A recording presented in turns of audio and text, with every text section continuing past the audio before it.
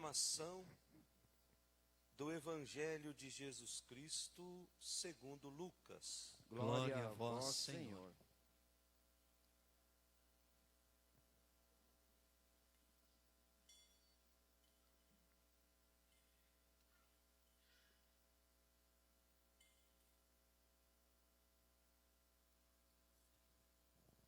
Naquele tempo, os pastores foram às pressas a Belém e encontraram Maria e José, e o recém-nascido deitado na manjedoura. Tendo visto, contaram-lhe o que lhes fora dito sobre o menino. E todos os que ouviam os pastores ficaram maravilhados com aquilo que contavam. Quanto a Maria, guardava todos estes fatos e meditava sobre eles em seu coração. Os pastores voltaram glorificando e louvando a Deus por tudo o que tinham visto e ouvido, conforme lhes tinha sido dito. Quando se completaram os 8 dias para a circuncisão do menino, deram-lhe o nome de Jesus, como fora chamado pelo anjo antes de ser concebido. Palavra da salvação. Glória a vós, Senhor.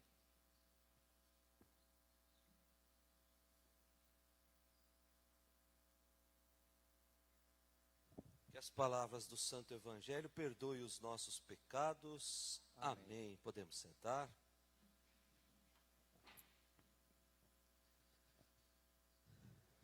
Caríssimos irmãos que também nos assistem pelas redes sociais. Primeiro dia do ano de 2022. Deixamos para trás um ano marcado por muita dor, por muito sofrimento, por muita incerteza. E agora demos mais um passo.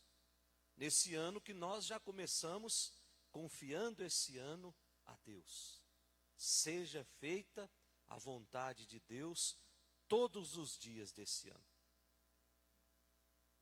E para que de fato seja feita a vontade de Deus, nós começamos o ano olhando para a Mãe de Deus, olhando para a Virgem Maria. Portanto, nesse dia de hoje, nós somos convidados a olhar para essa mulher e contemplá-la como a mulher do sim, a mulher que nos abriu as portas do céu, a mulher que permitiu que conhecêssemos Jesus, a mulher que nos apresentou Jesus, o Salvador da humanidade. Essa festa que nós estamos celebrando, essa solenidade que nós estamos celebrando hoje, faz parte daquele conjunto de ensinamentos sobre Nossa Senhora, que nós chamamos de dogmas. Então nós temos 4 dogmas sobre a Virgem Maria, 4 verdades absolutas. E sobre essas verdades não pode pairar dúvida nenhuma. Quando nós questionamos, nós católicos, questionamos um dogma, nós estamos agindo contra essa verdade absoluta.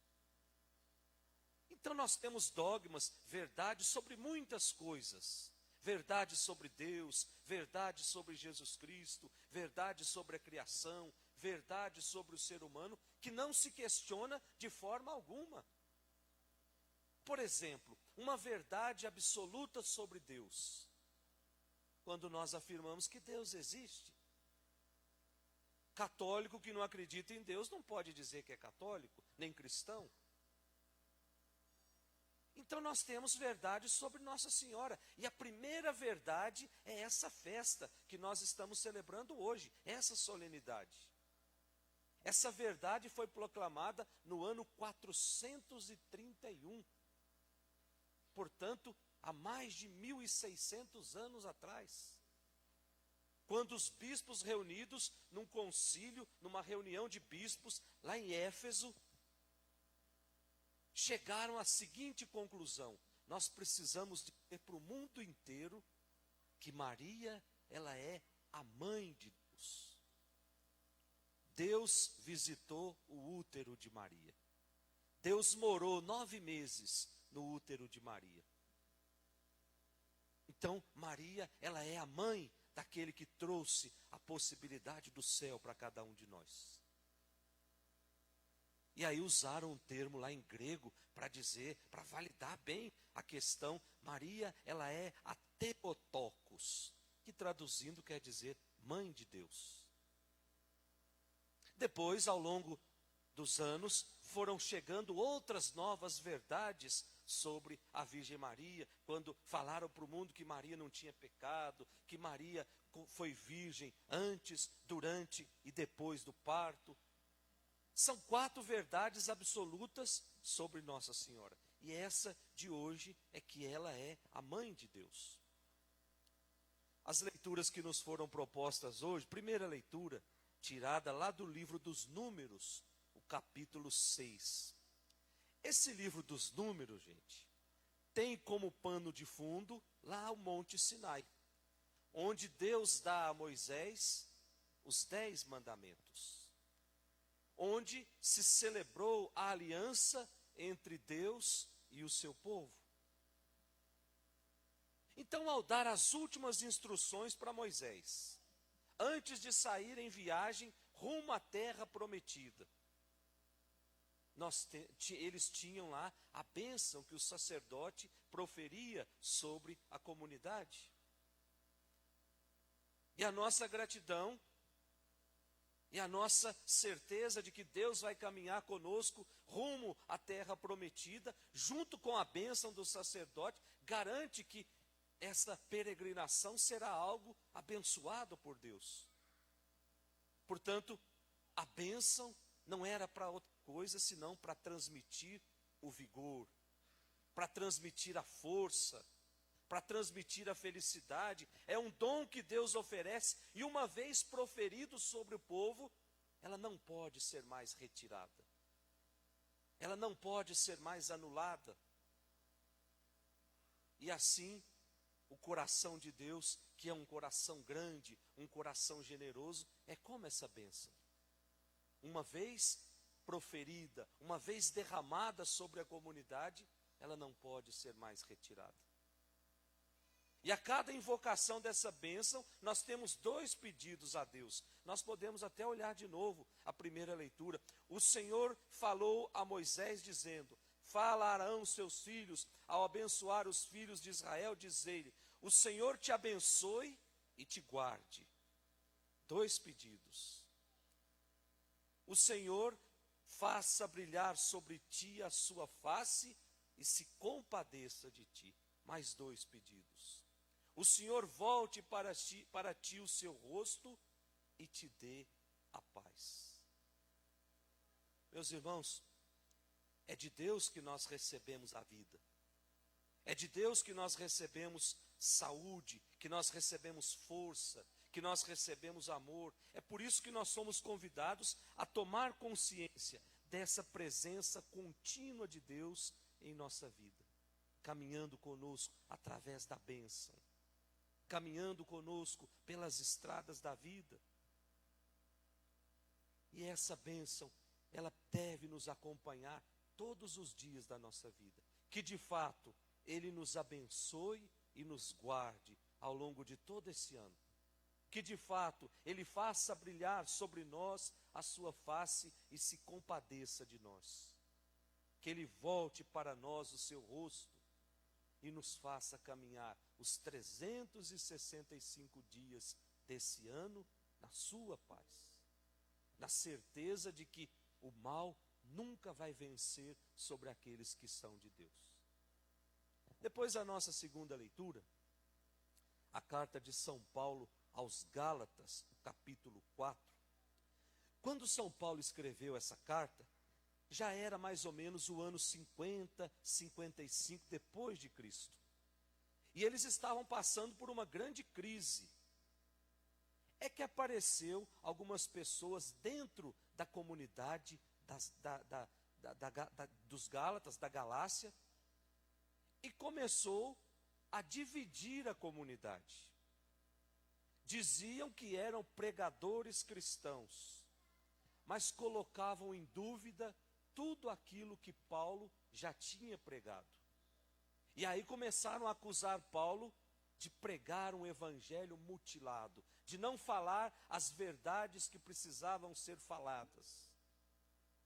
Acusaram Paulo de falar diferente daquilo que os apóstolos pediram para falar. Então começou a dividir a comunidade.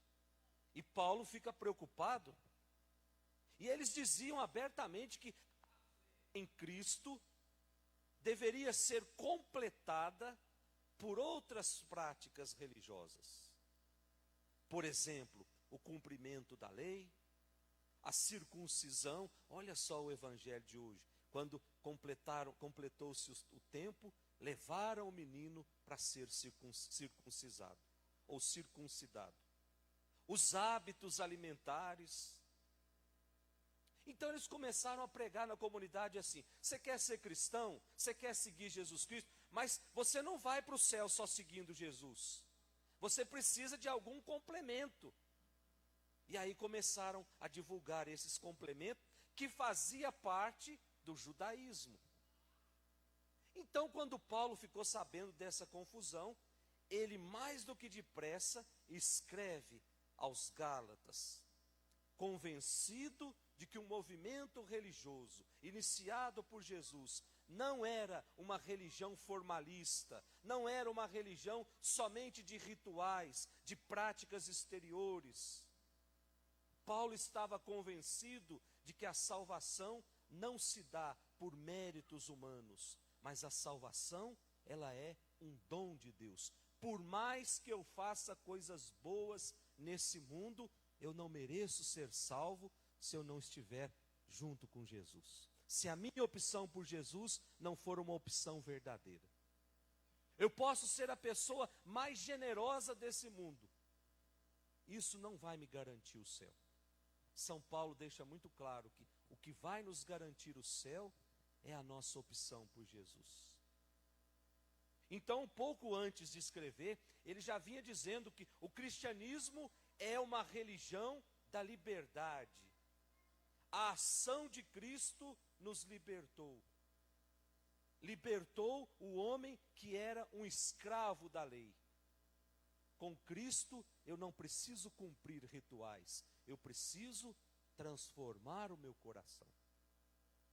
Então, os Gálatas devem fazer a sua escolha. Escolha pela escravidão ou pela liberdade. Vocês querem ser de Cristo e ser livre? Ou vocês querem cumprir práticas vazias e continuar sendo escravos da lei? E aí ele dizia, é uma estupidez. Quem foi escravo e experimentou a liberdade, querer ser escravo de novo. Não faz sentido. O que Paulo está querendo dizer é que Cristo foi enviado ao mundo com uma missão concreta.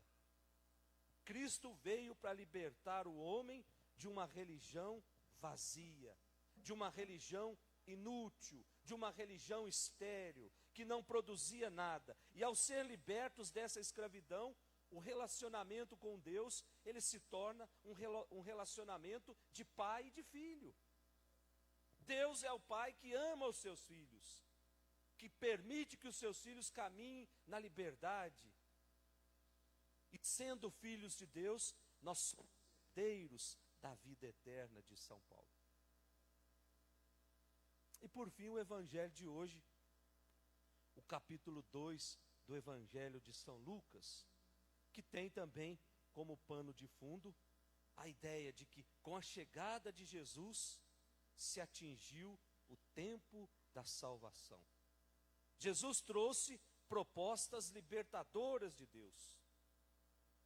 Até mesmo o próprio nome, a tradução de Jesus significa Deus salva. Mas essa boa notícia, ela não foi anunciada aos orgulhosos. Essa boa notícia não foi anunciada aos prepotentes, aos arrogantes, aos santos da época de Jesus. Ela foi dada em primeiro lugar aos pastores, que era uma classe marginalizada. Na época de Jesus, era uma classe tida como impura, como pecadora, portanto, estava longe de Deus, estava longe da salvação.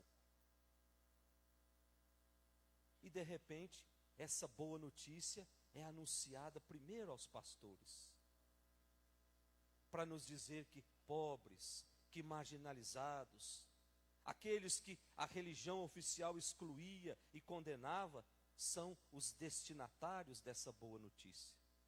E diz o Evangelho que eles vão apressadamente ao encontro do menino, porque tomam posse de uma certeza: é de Jesus e de mais ninguém que nos vem a salvação. E nós não podemos deixar de lado a figura de Maria, que o Evangelho vem dizer: guardava tudo e meditava no seu coração. Olha que atitude bonita de Nossa Senhora. Atitude de quem está encantada, quem está abismada com a ação de Deus, com o amor que Deus derrama sobre o seu povo. Por isso, ela guardava, ela meditava, porque tinha a simplicidade para entender os planos de Deus na sua vida. Como falta atitudes de Maria em nosso mundo de hoje? Como está em escassez pessoas que guardam e meditam tudo no seu coração? Aos poucos, o mundo tenta nos convencer que espiritualidade, que meditação, é tudo bobagem. Nós precisamos viver o agora. Nós não podemos mais criar espaços de intimidade com Deus, porque isso é coisa de uma religião ultrapassada, de uma religião que já não dita mais as regras. É isso que o mundo tenta nos ensinar. E nós vamos resistindo, nós vamos nadando contra as correntes, porque nós temos certeza de que o silêncio e tudo aquilo que nós guardamos no nosso coração, coisas boas, são coisas que nos aproximam de Deus. Porque tem a receita, foi a mãe de Deus que nos ensinou: guarda tudo no coração, medita. Vamos pedir para Deus essa graça, por intercessão da Virgem Maria, nessa Eucaristia de hoje. Que aprendamos a ouvir mais, a guardar mais no coração. O coração não é lugar de guardar mágoas, não é lugar de guardar ressentimentos. É lugar onde eu guardo as coisas boas que vêm de Deus, onde eu medito as coisas boas de Deus. E uma vez meditado no coração, não tem mais por onde escapar. Ela sai em forma de obras, em forma de caridade pelas nossas mãos. Louvado seja nosso Senhor Jesus Cristo,